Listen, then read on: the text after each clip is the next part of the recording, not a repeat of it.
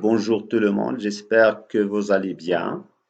Alors, comme prévu, on va traiter aujourd'hui la troisième séance de la lecture de la quatrième année, cinquième année et la sixième année.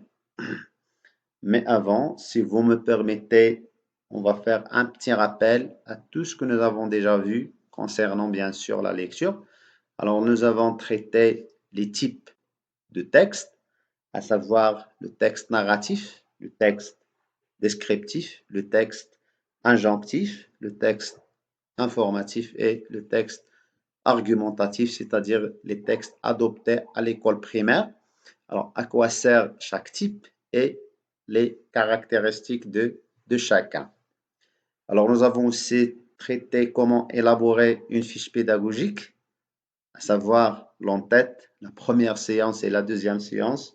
Et nous avons aussi fait une application sur un texte intitulé Comment économiser l'eau. Alors, un texte injonctif ou prescriptif. Alors, concernant l'entête, alors nous avons fait ou bien abordé les éléments essentiels de l'entête, bien sûr le niveau, le thème, activité, intitulé, objectif. Nous avons aussi bien expliqué comment formuler les objectifs lors de la lecture à la quatrième année, la cinquième année, la sixième année, les supports didactiques, séance et durée. La première séance intitulée Observation et découverte, alors s'étale sur 30 minutes pour la cinquième année, la sixième année et 20 minutes pour la quatrième année. Alors, cette séance, c'est-à-dire observation et découverte, alors comprend deux grandes étapes. La première étape, consacrée à la formulation des hypothèses, bien sûr, grâce à l'observation, bien l'exploitation de la photo et le titre.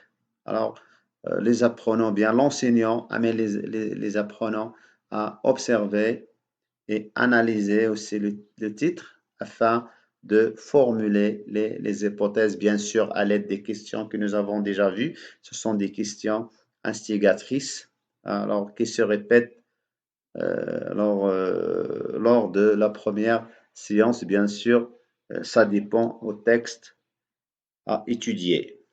Alors, la deuxième étape de la première séance, basée sur la vérification des hypothèses déjà émises, et l'amorce de la compréhension, c'est-à-dire l'initiation à la construction de sens, c'est-à-dire après une lecture silencieuse ou bien une lecture modèle de l'enseignant. Et bien sûr, nous avons déjà explicité ça sans faire l'approfondissement.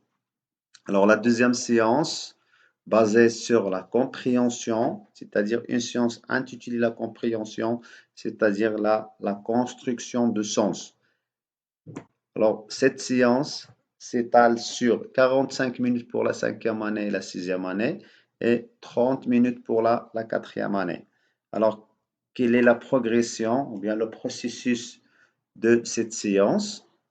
Alors, bien sûr, cette séance se débute par un rappel, c'est-à-dire la liaison entre la première et la deuxième séance pour garder la connectivité, pour souder les séances, pour ne pas laisser les séances dispersées. Alors, la deuxième étape, l'enseignant va présenter une lecture expressive. Après, les lectures individuelles émaillées ou bien en parallèle avec des explications des mots. On fait le recours à des techniques comme l'explication dans le contexte, la famille de mots, la famille de sens, des photos, des objets concrets, etc. Aussi, il y a la correction des erreurs, soit les erreurs au niveau phonétique, au niveau de la prononciation, au niveau par exemple de la fluidité, au niveau lexical et au niveau syntaxique. Alors aussi, l'enseignant va amener les apprenants à vérifier leur compréhension du texte Alors, en basant sur deux types de la compréhension explicite et la compréhension implicite. Alors, le sujet d'aujourd'hui, c'est la troisième séance de la lecture à la quatrième année, cinquième année, sixième année. Alors, la troisième séance dure ou bien s'étale sur 30 minutes pour la cinquième année, sixième année et 20 minutes pour la quatrième année. Alors, cette séance intitulée Application et transfert. Alors, quelles sont les applications et les transferts? Qu'est-ce qu'on va faire? Alors, application et transfert sur la langue, c'est-à-dire, alors les questions ici, adressées aux apprenants, basées sur les phénomènes langagiers étudiés, alors précédemment, c'est-à-dire déjà étudiés dans la conjugaison, la grammaire, lexique et l'orthographe. Alors voilà quelques exemples des questions que nous pouvons poser, relèvent dans le texte, par exemple, des mots invariables, des adverbes, des pronoms, des adjectifs qualificatifs, des compléments circonstanciels, compléments d'objet direct, compléments d'objet indirect. Alors, ces questions, ils sont en rapport au phénomène langagier, ou bien les effets langagiers étudiés. Alors, dans des antonymes, des mots, des synonymes, alors par exemple, des homophones. Alors, au niveau de la conjugaison, on peut demander aux apprenants de remplacer, par exemple, la première personne du singulier par une autre personne, par exemple.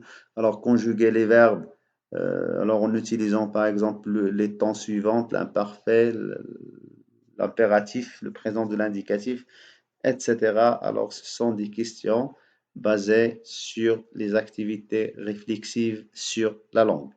Alors, une étape, application et transfert au niveau de la production de l'écrit. Alors, l'enseignant pose des questions et écrit les réponses au tableau.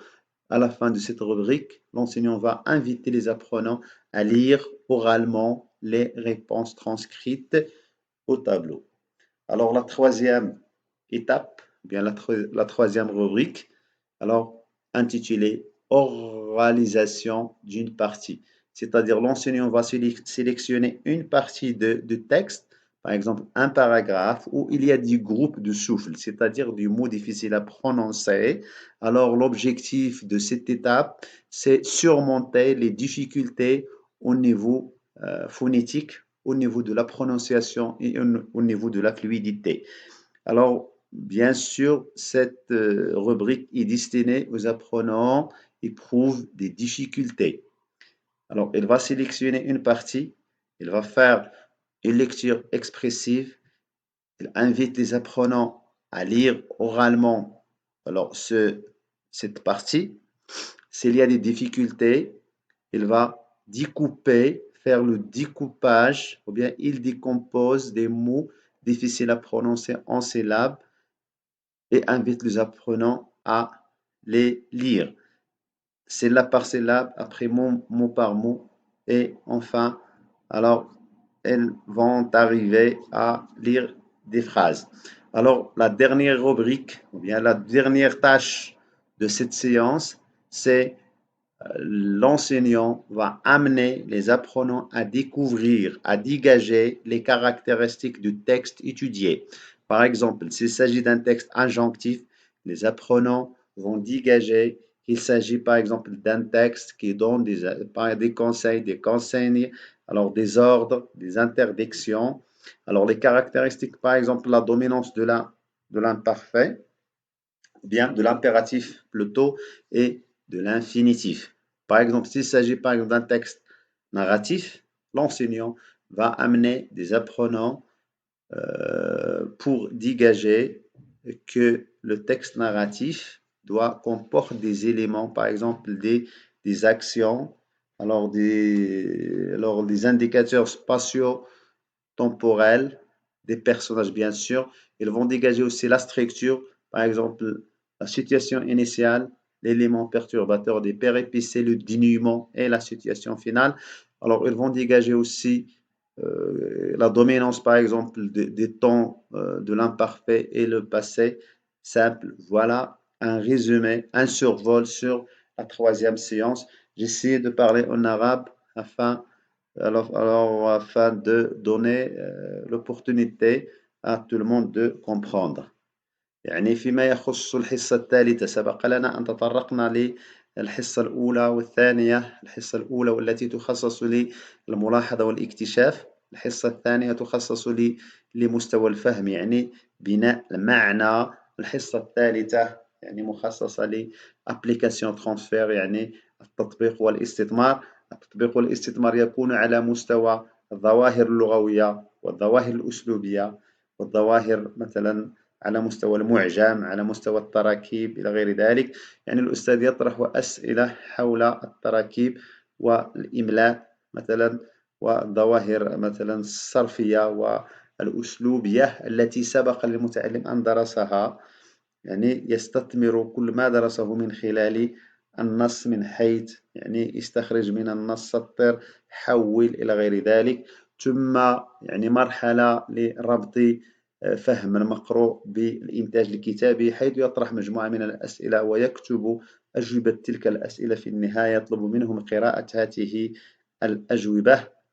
في يعني كمرحلة ثالثة يعني القراءة الجهرية لجزء من النص. الهدف من هذه المرحلة هو يعني تجاوز الصعوبات المرتبطة يعني نطق مثلا كلمات أو حروف أو جمل يعني موجه للمتعلمين الذين يعانون من صعوبات، سواء من حيث التهجئة، من حيث الطلاقة إلى غير ذلك. هنا يقترح جزء من النص يتضمن كلمات صعبة النطق، يقرأها، يطلب من المعلمين قراءتها. في حالة يعني الصعوبة يقوم بتجزيئها كي يعني يعطي فرصة لهؤلاء المتعلمين لتجاوز ما يعرقل سير تعلمهم. وفي النهاية بطبيعة الحال يعني يستدرج المتعلمين استخراج مميزات هذا النص. إذا تعلق الأمر مثلا بنص سردي فيستخرجون عناصر هذا النص، سواء تعلق الأمر بالأحداث أو الشخصيات أو يعني الزمان أو المكان. يستخرج بنية مثلا النص السردي والتي تتعلق بوضعية البداية، التحول، المشكل، حل المشكل والنهاية. وإن تعلق الأمر مثلا بنص حجاجي أو نص مثلا تعلق بنص توجيهي، عليهم أن يستخرجوا هذه المميزات. إذا من خلال دراستنا لهذه الحصة يعني سنتمم عملنا من خلال يعني عملكم على إنجاز هذه الحصة، يعني مركزين على نص الانطلاق والذي comment économiser l'eau, c'est-à-dire vous allez élaborer une fiche adéquate au texte déjà proposé comment économiser l'eau et vous allez la partager avec vos amis. Et si vous voulez, vous pouvez la partager dans le privé afin de vous donner des observations. Alors, merci pour votre attention. يعني المطلوب منكم هو إنجاز جداد على يعني ذلك النص الذي سبق لنا أن تطرقنا إليه، والجداد التي يعني قمتم بإنجازها سابقا فهي جدادات جيدة، بالرغم أن عدد كبير لم يقم بهذا العمل. لأن on dit en français الوغ لا مان ا لا بات، يعني خاصنا نخدمو لا براتيك باش ملي تمشيو ليكزامان كتلقاو راه تدربتو، راه لابليكاسيون هو كلشي، راه المعرفة كما يقول الجاحظ يعني على قارعة الطريق، فيما مشيتي كاين المعرفة، ولكن كيفية استثمار هذه المعرفة، وهذا ما أسعى إليه. وفقكم الله جميعا إلى حصة مقبلة. كما سبق لي فحصة اليوم في الأسئلة يعني تم إلغاؤها لي لظروف يعني ظروف ما، ولكن هذا لا يمنع أن تشاهدوا هذا الفيديو ثم تقومون بالتطبيق المنتظر. إلى